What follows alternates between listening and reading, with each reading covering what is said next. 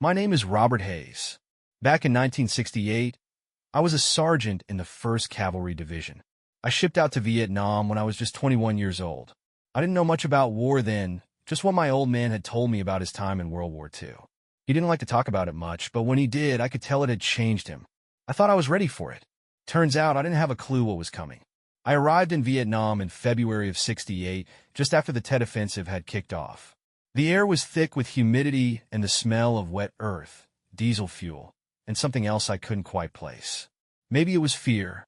The heat hit me like a wall the second I stepped off the plane. I was stationed near Hue, in Thua Tien Province. The first thing I learned was that nothing here was ever straightforward. You could be walking through a seemingly peaceful jungle one minute and suddenly be knee-deep in hell the next. Our mission that week was to secure a series of small villages suspected of harboring Viet Cong forces. I remember the briefing clearly. The lieutenant talked about the terrain, the rivers, the fields. He said the Viet Cong were like ghosts. They'd vanish in a thin air and hit us when we least expected it. He wasn't exaggerating. They knew this land better than anyone. They used the jungle like it was alive, wrapping themselves in its shadows and moving through it without a sound. It was eerie. I led my squad, about 10 men, all of them just kids like me, on a patrol near a village called Bin Phu. It was supposed to be routine, but nothing in Vietnam ever was. We moved single file, our eyes scanning the tree line, the ground, everywhere. The jungle had this way of making you feel like you were being watched, like it was hiding secrets just out of sight. Every snap of a twig or rustle of leaves sent my heart racing. We came across a clearing, and that's when it all started. There was an old rice paddy that had been dried up for months, the earth cracked and uneven. In the middle of it, there was this strange pile of dirt. Looked like someone had tried to cover something up in a hurry. I sent 2 guys to check it out.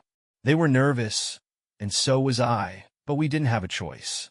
They poked at it with their rifles, and before we knew it, there was this loud click. My stomach dropped. The explosion was deafening. It was a booby trap, probably a makeshift claymore mine rigged with a tripwire. Shrapnel tore through the air, cutting through one of the guys instantly. The other was thrown back, his body limp like a rag doll. We hit the ground, shouting over the ringing in our ears.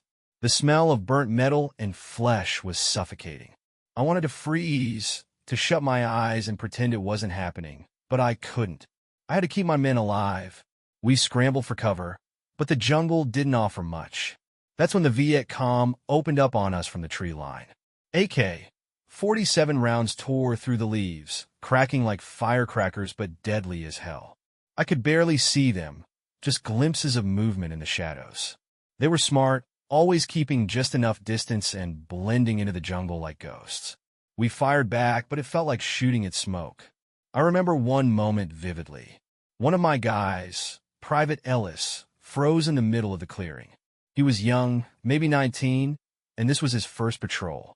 He just stood there, staring at the spot where the mine had gone off, like his brain couldn't process it. I crawled out of cover, screaming at him to move, but the gunfire drowned me out. I grabbed him by the collar and dragged him behind a tree. A second later, bullets tore through the spot where he'd been standing. We held our ground for what felt like hours, but it was probably only a few minutes. The Viet Cong were relentless, but they weren't trying to overrun us. This was their way. Hit and fade, wear us down, make us afraid of every shadow. When the firing stopped, the silence was almost worse. My hands were shaking so badly I could barely reload my rifle. I called out to my men, making sure everyone was still breathing. We'd lost 3, including the guy who stepped on the mine. The rest of us huddled together, trying to figure out our next move. We couldn't stay there. The Viet Cong would be back, and we were sitting ducks. But the jungle ahead looked just as dangerous as the one behind us. I decided we'd push forward. Better to move than wait to be surrounded. That was just the beginning of what turned out to be the longest day of my life. We pushed forward, stepping cautiously, every sound in the jungle setting our nerves on edge. The men were quiet, too quiet, and I couldn't blame them. 3 of our squad were gone, dead, just like that, and we still didn't know what lay ahead. The jungle had a way of swallowing you whole, of making you feel like you'd never see the sky again. The only thing that kept us moving was the thought of what would happen if we stopped. We followed a narrow path that snaked through the underbrush, keeping low and scanning the trees. The heat was unbearable, and the air felt thick enough to choke on. Every step we took felt heavier than the last, our boots sinking into the mud, our bodies weighed down by sweat and fear. I checked my compass to make sure we were heading in the right direction. It was easy to get turned around out here, and the last thing we needed was to get lost. After about an hour, we came to a river. It wasn't wide, but the current was strong, and the water was murky, hiding God knows what beneath the surface. The map said we needed to cross it to get back to the village we'd come from. That village was supposed to be friendly, or at least not actively hostile, and I figured it was our best shot at regrouping and getting some help. But crossing the river was going to be risky. If the Viet Cong were watching, we'd be sitting ducks. I sent 2 guys ahead to scout while the rest of us stayed hidden in the brush. They waded into the water slowly, their rifles held high above their heads. Every muscle in my body was tense as I watched them make their way across. When they reached the other side without incident, I let out a breath I didn't realize I'd been holding. I motioned for the rest of the squad to follow, and one by one, we started crossing. The water was colder than I expected, a stark contrast to the oppressive heat above. It came up to my waist, and the current made it hard to keep my balance. I kept my rifle above the waterline and my eyes on the far bank, watching for any sign of movement. We were halfway across when it happened. The first shot cracked through the air, and I saw a splash in the water just a few feet from one of my men. Then came another and another. Snipers. They were hidden somewhere in the trees on the far bank, and they had us pinned in the middle of the river. Panic spread through the squad like wildfire. Some of the guys tried to run back to the near bank, while others pressed forward, desperate to reach the other side. I shouted for everyone to stay low, but my voice was drowned out by the chaos. I dropped into the water, submerging myself as much as I could without losing grip on my rifle. The water was murky and cold, and it stung my eyes, but it was the only cover we had. I could hear the bullets zipping through the air above me, hitting the water with sharp splashes. My heart was pounding so hard it felt like it was going to burst out of my chest. Somehow, I managed to reach the far bank. I crawled onto the mud, gasping for air, and quickly scanned the trees for any sign of the snipers. I couldn't see a damn thing, just leaves and shadows. They were well hidden, and they had the upper hand. I turned back to the river and saw that not everyone had made it. 2 of my men were lying face down in the water, their bodies still, while others were clinging to whatever cover they could find, too scared to move. We were trapped. We couldn't go back, and we couldn't stay there. I had to think fast. I noticed a small ridge to the left, partially obscured by thick underbrush. If we could get to it, we might be able to flank the snipers and take them out. I signaled to the men who were still alive and pointed toward the ridge. They nodded, understanding without words, and we started crawling along the bank, keeping as low as possible. The ridge was steeper than it looked, and the climb was brutal. My hands were slick with mud, and my legs felt like lead, but I pushed on. When we reached the top, I finally got a clear view of where the snipers were hiding. There were 2 of them perched in a tree about 50 yards away. They had perfect cover and a clear line of sight to the river. I lined up my shot, steadying my breathing, and fired. The first sniper fell from the tree, hitting the ground with a dull thud. The second turned toward us, but one of my guys took him out before he could react. The gunfire stopped, and for the first time in what felt like hours, the jungle was quiet again. I slid down the ridge and checked on the rest of the squad. We'd lost 4 more men in the river. It was a gut punch, but there was no time to dwell on it. We had to keep moving. We regrouped and pressed on, our nerves frayed and our spirits low. The jungle seemed even more hostile now, every shadow a potential threat. As we moved, I couldn't stop thinking about the men we'd lost. I kept telling myself that we'd done everything we could, that there was no way to predict the ambush, but it didn't make the guilt any easier to bear. By the time we reached the village, the sun was starting to set, casting long shadows over the rice paddies. The villagers greeted us cautiously, their eyes filled with a mix of fear and curiosity. They didn't know what we'd been through, and I didn't have the energy to explain. All I wanted was to sit down and catch my breath but I knew it wasn't over yet. We entered the village cautiously, our nerves still frayed from the ambush at the river. The place was small, just a cluster of thatched huts and a couple of livestock wandering around aimlessly. A few villagers were milling about, their faces a mix of suspicion and fear. They stared at us, but no one said a word. I couldn't tell if they were on our side, the Viet Cong side, or just trying to survive in the middle of this chaos. I motioned for the squad to fan out and secure the area. We didn't have the luxury of trust, not after what had just happened. Ellis, the private I dragged out of the clearing earlier, was sticking close to me. I could see the fear in his eyes, the way his hands shook as he clutched his rifle. He wasn't the only one. We were all on edge, and it showed. One of the older villagers, a man with a weathered face and a straw hat, approached me hesitantly. He spoke in broken English, telling us there were no Viet Cong here, only farmers. I wanted to believe him, but I'd heard this story before. The Viet Cong had a way of blending in, hiding among the people like smoke in the wind. I told him we weren't here to hurt anyone, just to rest and regroup. He nodded, but his eyes never left my face, like he was trying to read my intentions. While the men searched the huts, I found a spot near the edge of the village to sit down and catch my breath. My head was pounding, and my body felt like it had been run through a meat grinder. I couldn't stop thinking about the guys we'd lost. Their faces kept flashing in my mind, like a slideshow I couldn't turn off. I kept asking myself what I could have done differently, but there were no answers, just silence. It wasn't long before one of my guys, Corporal Jensen, came jogging over to me. He had that look on his face, the one that told me something wasn't right. He said they'd found something in one of the huts, a stash of weapons. My stomach sank. That meant one of two things. Either the villagers were lying, or the Viet Cong had been here recently. Either way, it wasn't good. I followed Jensen to the hut, where a few of the guys were standing guard. Inside, there was a small pile of AK-47s, along with a couple of grenades and a radio. It wasn't much, but it was enough to confirm our suspicions. I felt a wave of anger rise in my chest.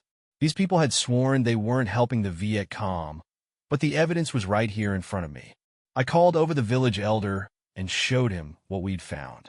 His eyes widened, and he started speaking rapidly in Vietnamese, shaking his head and gesturing wildly. I couldn't understand a word he was saying, but his tone was desperate. He looked genuinely terrified. I didn't know if he was afraid of us or the Viet Cong, and at that moment, it didn't matter. We couldn't stay here. If the Viet Cong knew we'd found their stash, they'd be coming back, and this village would be the battleground. I gathered the squad and told them we were moving out. The men didn't argue. They wanted out of there as much as I did. The villagers watched us leave, their faces a mix of relief and sadness.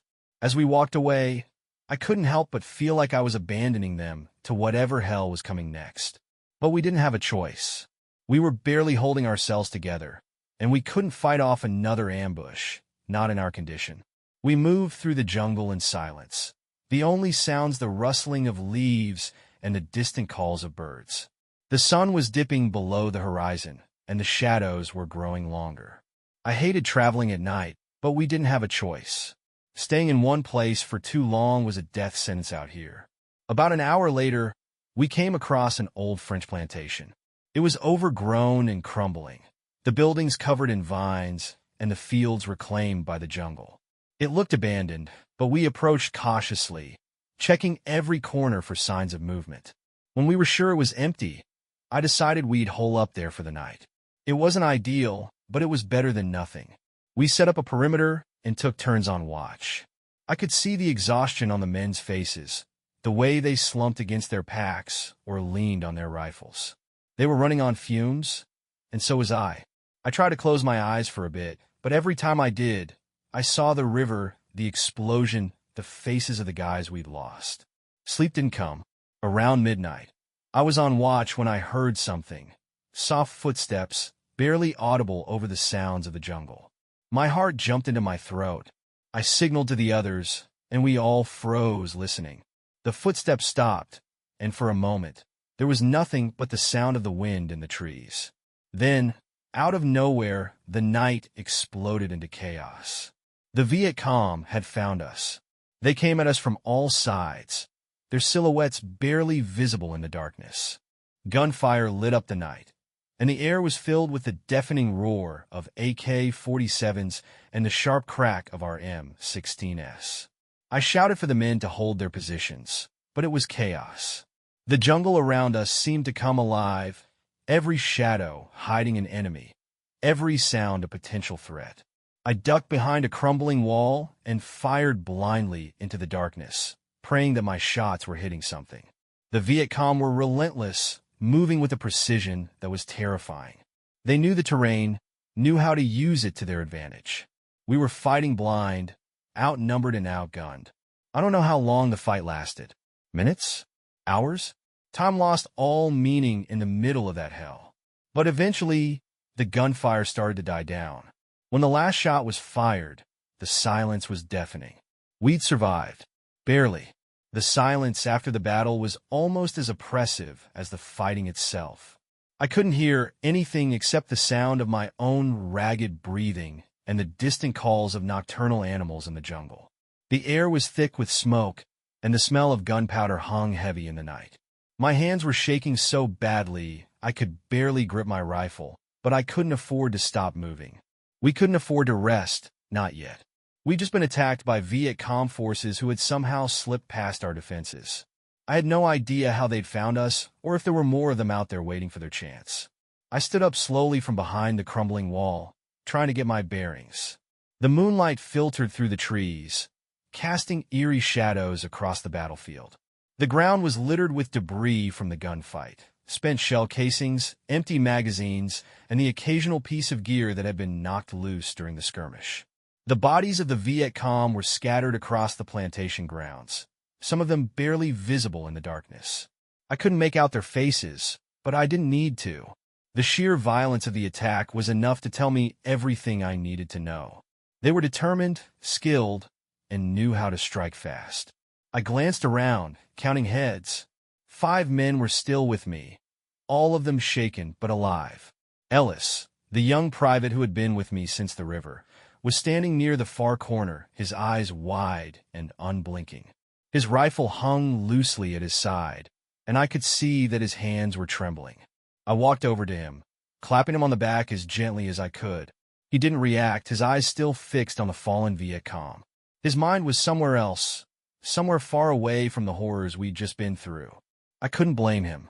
"We need to move," I said, my voice barely above a whisper.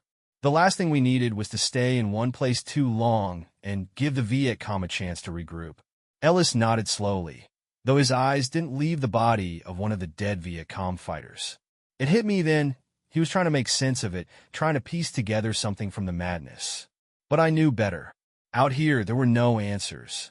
Just survival. I took one last look around the plantation and then motioned for the men to gather up what little gear we still had. We couldn't leave any more supplies behind.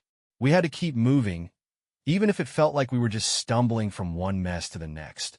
We started heading toward the edge of the plantation, the jungle looming just beyond it. The air was still, unnaturally quiet now that the gunfire had ceased. The kind of silence that felt like the calm before another storm. My mind raced, trying to think of what our next move should be. We couldn't go back to the village. If the Viet Cong had tracked us here, they knew where we'd come from, and they'd know where we'd go next. We needed to find higher ground, somewhere with a better vantage point, and hopefully some kind of shelter. As we moved deeper into the jungle, the dense undergrowth swallowed us up, making it harder to move quickly. My legs were sore from hours of walking, and I was starting to feel the weight of everything. My rifle, my gear, the bodies of the men we'd lost.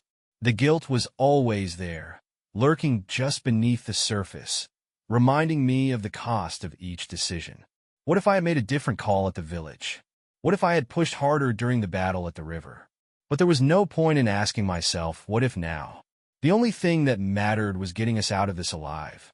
We pushed on for a couple of hours, the oppressive humidity never letting up. It felt like the jungle was closing in on us, its thick branches and vines strangling any hope of escape. My thoughts started to blur, fatigue making it harder to concentrate. We hadn't stopped for rest, and my legs were starting to feel like they might give out beneath me. But we couldn't stop. Not yet. We came across a small rise in the terrain, a slight elevation that gave us a clear view of the surrounding jungle. I ordered the men to stop and set up a temporary perimeter. We needed to catch our breath, and I needed to make a decision about what to do next. The sun was beginning to rise, and I knew that with the light, the Viet Cong would be out there hunting us. Jensen, who had been one of the more level-headed guys in the squad, came over to me as I crouched behind a tree. "What now, Sarge?" he asked, his voice low. I glanced around at the others. They were all exhausted, some of them still carrying the weight of the dead in their eyes. I couldn't blame them for feeling defeated. I felt it too, but I couldn't let them see that. They needed me to be strong. "We head north," I said finally. "There's a firebase up there. Charlie 3. We make it there, we can get some backup, maybe even a chopper out of here. But we have to move now. We can't stay here."